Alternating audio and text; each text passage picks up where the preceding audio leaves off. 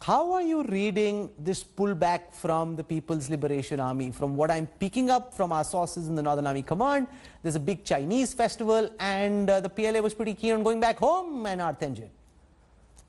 Well, just to be clear, the festival will be over tomorrow. The 18th is the last day. There will be a lantern festival later on, but the days for going home for spring break, for the spring festival, are essentially over. So this idea that this was somehow motivated by that is not correct. In terms of this, I think it's positive for both sides. Beijing obviously would not agree to something that they didn't like.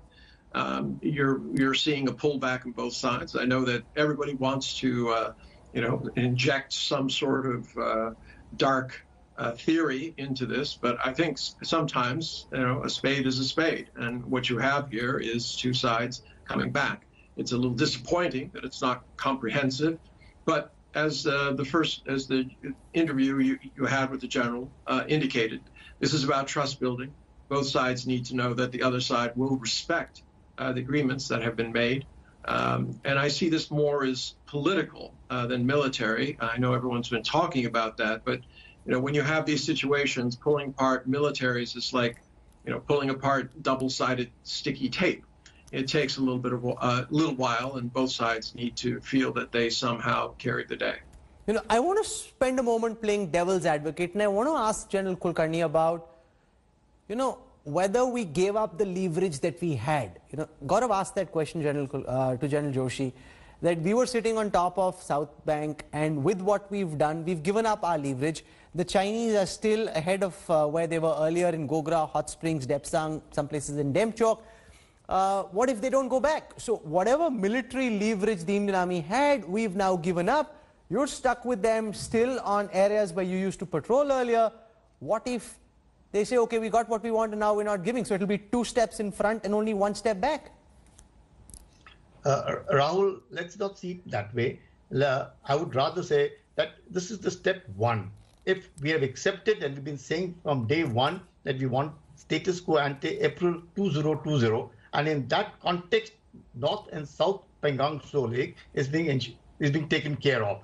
And when we see the leverage part, in any case, all along, we were sitting hunky-dory on heights. There was no problem at all. But when we have decided, if there's a mutually agreed upon status quo ante April 2020, and the Chinese have also started showing their good intent of demolishing and ensuring the landforms are back to square one as that existed in April 2020, by demolishing the jetties, helipads, pillboxes, bunkers, observation posts, pulling back the communication line. All that is being seen by satellite pictures and also through your picture. So let's see. But as I said, each and every time, this pause must not lull anyone into complacency. Vigilance has to be there. We will have to be alert. All of it, if it translates into the resolution of the border problem, and that's what it should be. But if it is just a pause, if it's just with a view to pull back, maybe what you just said, the Spring Festival or the centenary celebrations of July, it cannot be a smoke screen. We have to be careful. We have to be vigilant. We will remain as alert as we can be unless the border problem is resolved. Having said that, in phase 1, if North and South Pangong can be resolved in the similar alacrity, if we can expect it in Hot Spring, Gogra, Depsang, then we could probably feel that the Chinese... What's your reading of the situation?